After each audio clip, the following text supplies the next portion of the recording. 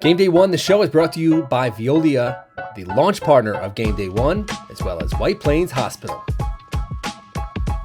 The brackets are out. Section 1 Class AA baseball tournament. All Section 1 baseball tournaments are live online. You can find them on Game Day 1. You can find them on Aloha. You can find them all over the place. Games are starting up this weekend. And we move on to our next show, which is Class AA. To help me do that and break down the bracket, maybe the most competitive bracket of all, is my man Eugene Rapay from Aloha.com. And Eugene, thanks so much for joining us. Class AA.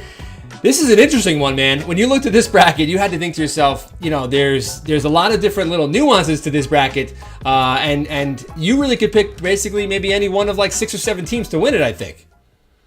100%. Kevin, thank you so much for having me on. And yes, especially with the double elimination format being gone, this bracket is going to be the most chaotic, I would imagine, of all the classes.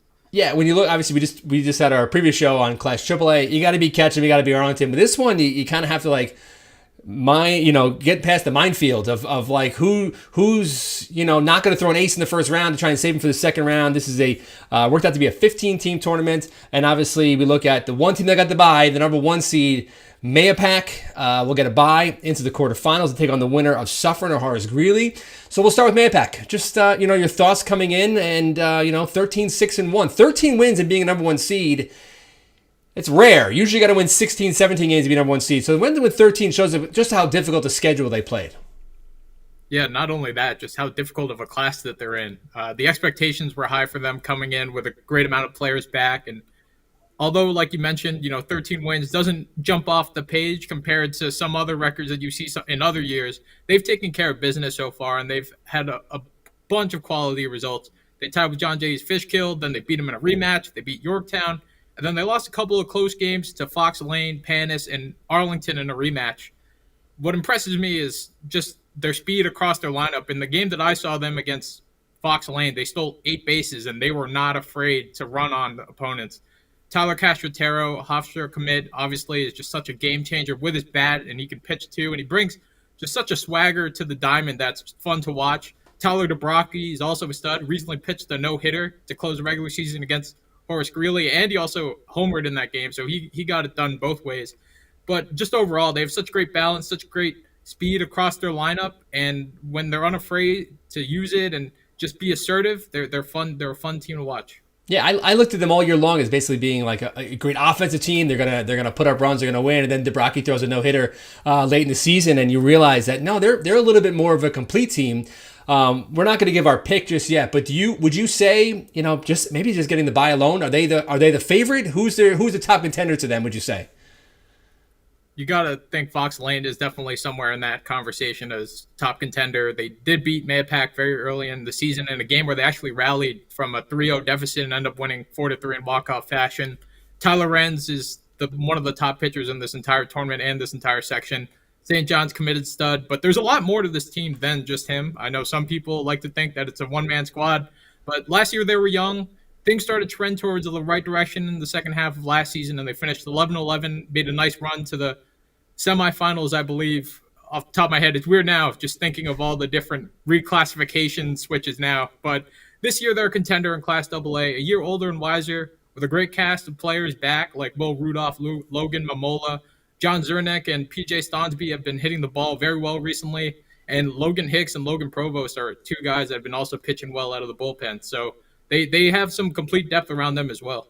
I know you're going to be doing a feature in Aloha this week about pitchers you want to avoid and things like that. And you're not a baseball coach, so I'm not going to put you too much on the spot. But when you look at who they got to play, Carmel in the first round. If Renz is ready to go, do you throw him there, or do you save them for the second round for a possible matchup against Clarkstown South? And what's the strategy, and how do you think teams use their aces now at this point of the season? Yeah, that's a great question. I was actually wondering that myself, just looking at, if I were to predict this bracket as to what would happen, and then, if I was a coach, would I save my ace here, or would I stash him for this matchup, or, roll the dice with this guy, and maybe next round I can get through with my ace? It's tough to say, because even a team like Carmel, like I know that this isn't the Carmel that we've seen in recent years, and they are definitely having a down year, but they're scrappy, and they're a team that I don't know if you can just say like, oh, we're gonna roll out our number 2 guy and and hopefully we can use Renz for the next round. So there's definitely some good arguments, some good debates that coaches will be talking about with their assistants. I'm very curious to see how it'll roll out. Personally, though, I don't know. Just with the way that Double A has been all year, I don't think that there's any gimme on a schedule. No, I agree. The only thing you can argue with when you look at Class AA is the fact that the winner of Fox Lane Carmel will almost certainly play Clarkstown South. They have Saunders in the first round. There's another matchup. Obviously, Eastchester's playing Lincoln. And there's definitely some imbalance between the way the seeds worked out and some of the matchups. So if you're Fox Lane, you have to win the next game. That's just basically my thing. And whatever you have to, you have to throw 9 pitchers to beat Carmel. Worry about the next game at the next game to do so. But it looks like Clarkstown South would be the team waiting. And that's kind of where I go next with when I look at Class AA. You had a lot of teams that played predominantly AA schools or some A schools, but then you had a bunch of schools that played predominantly AAA schools or large schools, including, I'll start with Clarkstown North. I watched Clarkstown North a few times. We were both at the first Clarkstown North, Clarkstown South game, the Superintendent's Cup at Clover Stadium, and we saw a Clarkstown North team that looked like a championship caliber squad. I mean, when you look at this lineup with Ryan Bealey at the top of the order, and then you go all the way down, there's not a weak spot in this lineup. I watched them a couple weeks later when they beat Clarkstown South again. They gonged Clarkstown South at home on their senior day, and they're a team that's just, they seem like they're peaking. They've won 8 out of the last 9. They lost only one time, which was to Nanuet, which is the number 2 seed in Class A. Clarkstown North, and talking to Joe Stefania late in the season, he said, even I'm surprised at how good we are offensively. Caden Miller hit a home run in that Clarkstown South game, hit a bomb. Obviously you have Connor Nolan, LJ Macias, and then you got Michael. They have an ace of their own, Michael Goodman. I mean, Michael Goodman that night when you and I were there, he pitched as well as anyone I've seen pitch this season. Pitched through basically his only hang-up was after that rain delay, gave up a triple, an RBI triple, and they went on to win that game. They have a closer. I mean, that's how many teams have a closer? Jason Espinal. So they're Clarkstown North's a team that I think is a number 3 seed. It's hard to say. There's some dark horse, but they're a team that you should not be slept on because again, they're another team that faced Class AAA level teams throughout the season, as did Clarkstown South. I think a major advantage for Clarkstown South. I know they didn't want to end up on that. Nobody wants to be on that Fox Lane line. They kind of want to avoid their side of the bracket. Eventually, you're going to have to beat teams like Fox Lane and Mahopac.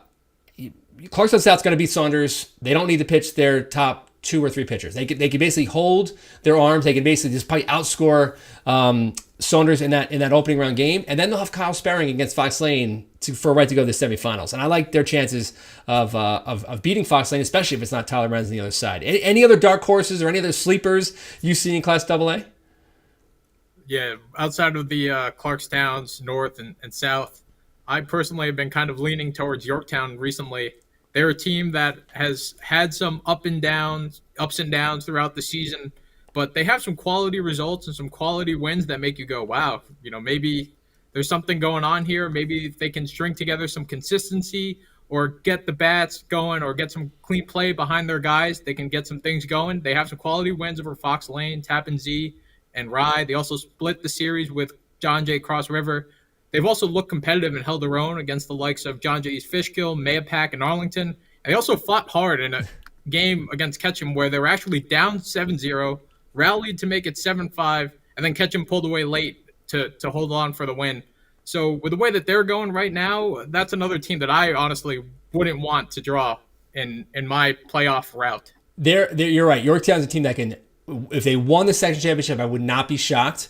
But they have probably the hardest route to get there, including their first round game against Somers, which is obviously a rival program. The interesting side of the bracket being Eastchester, the 4 seed. They should win their first round and have Harrison, the number 5 seed, in the quarterfinal. Suffern's a dangerous team. I wouldn't count on Suffern even knocking off Mahopac in the quarterfinals. I won't pick it, but that Eastchester-Harrison game is going to be interesting because that's going to be played at Eastchester, which Harrison has gone into Eastchester in recent years and done very well. They hit the ball all over that small little field they have at Eastchester, so it's going to be a very difficult matchup for the Eagles at home in that quarterfinal. Who do you like to win? Who do you like to win the whole thing, Eugene? This is unless you want to hold it for the newspaper for the paper's preview, but who do you like? It's one of those things like we talked about. This bracket is just so chaotic, so unpredictable. It can definitely split 1,000 different ways. But at this current moment, I actually like Fox Lane to get the job done. I think that they have the pieces in order to go far, complete depth. And just the way, if they can play a clean defensive game, that has kind of been their Achilles heel, errors and costly mistakes. But if they can minimize that, there is no reason for them to not go all the way. I'm gonna go in the bag. I like Clarkstown North. I think because of the way I think that Fox Lane's going to play it with Renz, I don't think they're going to have him available for the semifinal. I think they're going to pitch him in the second and second round, and they're going to be eyeing the championship. I don't think Tyler Renz will pitch. I think Clarkstown North beats them, and then they knock off. Man, it could be any one of the team. I'll say Mahopac gets the championship. I think it's such a huge advantage to have a bye, first round bye. They get past Suffer and they get past, I'll say Harrison in the semis. They go to the finals and they lose to Clarkstown North. So y'all like Clarkstown North, and you're taking Fox Lane, so it should be a lot of fun. Eugene, thanks so much for joining me. Where can we find your work? What do you have coming up from the preview side on Low HUD?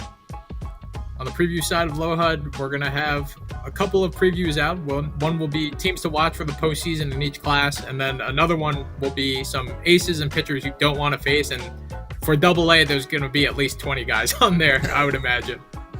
All right. I want to thank our sponsors, Veolia Water and White Plains Hospital, for bringing us here the GameDay 1, the show. We'll see you soon. Excited for baseball playoffs. Eugene, have fun.